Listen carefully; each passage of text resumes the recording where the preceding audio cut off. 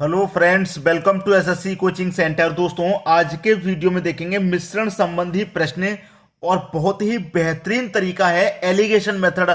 आपने मिश्रण संबंधी प्रश्न में एलिगेशन मेथड पहले शायद ही देखा हो, आज देख लेना कैसे लगाया जाता है। ठीक है, तो चलिए स्टार्ट करते हैं।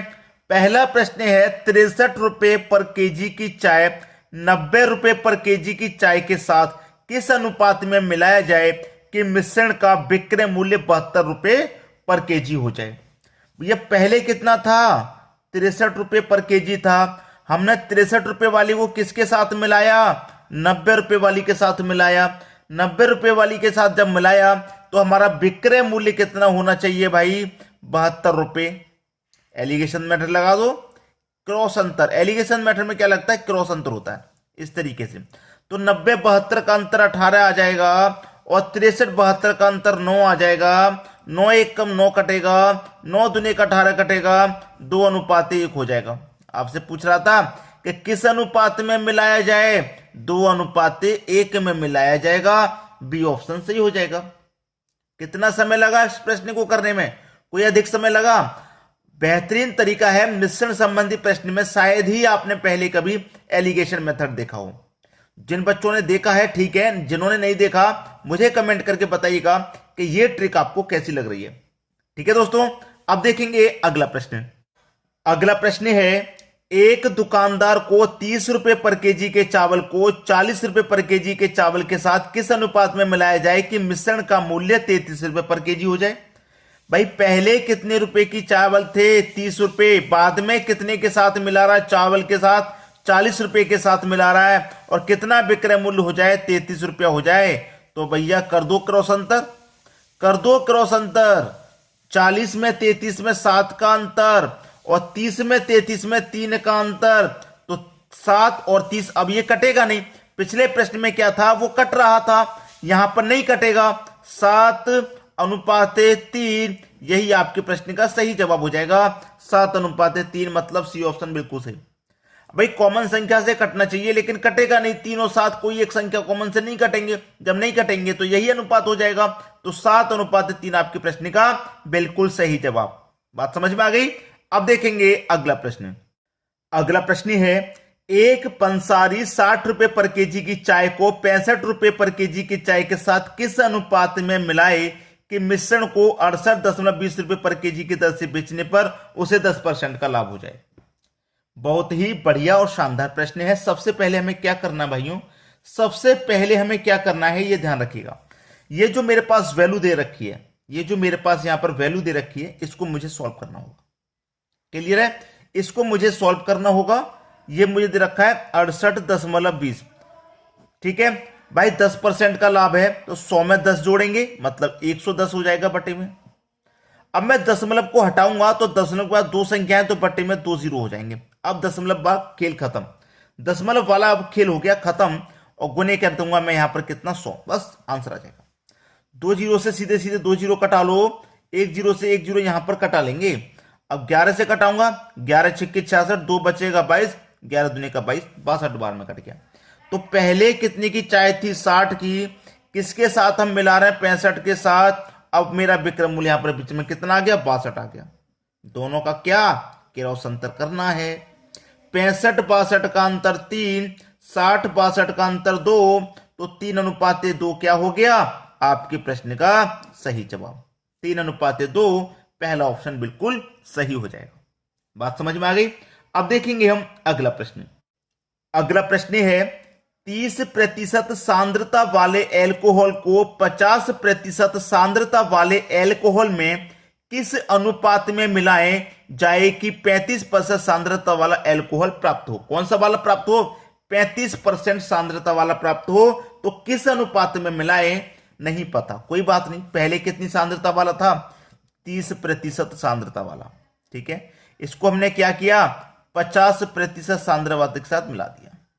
ठीक है, तो मिलाने के बाद कितना हो गया? 35% सांद्रता वाला। ठीक है, कर दो भैया क्रॉस अंतर, आराम से कर दीजिए, कोई दिक्कत नहीं। 50 35 का अंतर 15, 30 35 का अंतर 5, 15 और 5 निकल के आया है। कॉमन संख्या से कट जाएगा, 5 एकम 5, 5 त्रिक 15, ठीक है। तो कितना हो गया 3:1। 3:1 बी ऑप्शन क्या हो जाएगा आपके प्रश्न का बिल्कुल सही जवाब। समझ में आ गया। अब देखते हैं अगला प्रश्न। अगला प्रश्न है स्प्रिट के साथ किस अनुपात में मिलाया जाए कि मिश्रण को लागत मूल्य पर बेचने से 20% लाभ हो। कोई भी वैल्यू 100% होती है, 20 के लाभ को हम उसमें 20 जोड़ देंगे तभी तो 20 का लाभ होगा, ठीक है। अब देखिए जैसे कि स्प्रिट के साथ किस अनुपात में मिलाएं। यहां पर मेरे पास क्या क्या चीज है भाई, मेरे पास यहां पर स्प्रिट है, मैं इधर लिख लेता हूं, ऐसे लिखेंगे स्प्रिट, स्प्रिट लिखा।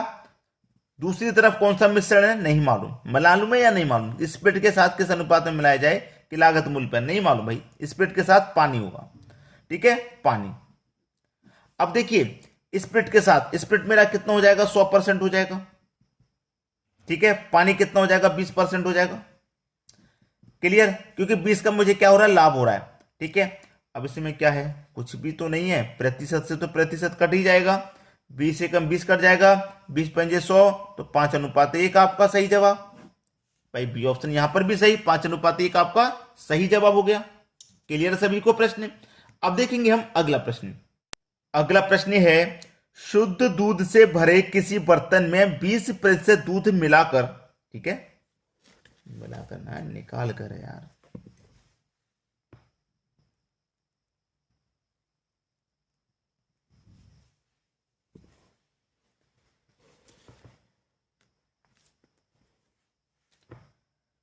अगला प्रश्न है शुद्ध दूध से भरे किसी बर्तन में 20% दूध निकाल का जाता भाई। कोई हमारा शुद्ध दूध से भरा है बर्तन में, तो हमने उसमें से 20% दूध निकाला, उतनी ही मात्रा में पानी डाल दिया, मतलब 20% निकाला तो पानी कितना डाला होगा, पानी 20% डाला होगा, ठीक है। पानी डाल दिया जाता है। यह प्रक्रिया कुल 3 बार की जाती है। तीसरी प्रक्रिया के बाद बर्तन में शुद्ध दूध की मात्रा घटकर कितनी रह जाएगी। मेरे पास दूध कितना भाई, पहले तो 100% है, 100% में से क्या किया 20% निकाल दिया, 20% निकाल दिया तो शुद्ध दूध मेरे पास 80% बचा। 80% का मतलब 4/5, 80% की फ्रैक्शन वैल्यू कितनी होती है 4/5 होती है। कैसे 80% का मतलब बटे में 100, ठीक है, 20 चौके 80, 20 पंजे 100, तो 4/5 होती है कि नहीं होती फ्रैक्शन वैल्यू, बिल्कुल होती है, ठीक है। तो दूध मेरा कितना है 100 शुद्ध। अब मेरी क्या है ये प्रक्रिया कितनी बार की गई, ये प्रक्रिया हमने 3 बार करी, ठीक है। प्रक्रिया कितनी बार की गई है 3 बार। तो पहली प्रक्रिया में कितना बचा 4/5 भाई, दूसरी प्रक्रिया में भी 4/5 बचेगा और तीसरी प्रक्रिया में भी 4/5 भाई। पहली प्रक्रिया में 4/5 है, हमें यह प्रक्रिया कुल 3 बार की जाती है। जब पहली प्रक्रिया में ही 4/5 है तो दूसरी में भी 4/5 और तीसरी में भी 4/5 रहेगा कि नहीं रहेगा। तो 5 × 5 25 और 25 से 100 कटेगा 4 बार में, ठीक है, 25 से 100 4 बार में।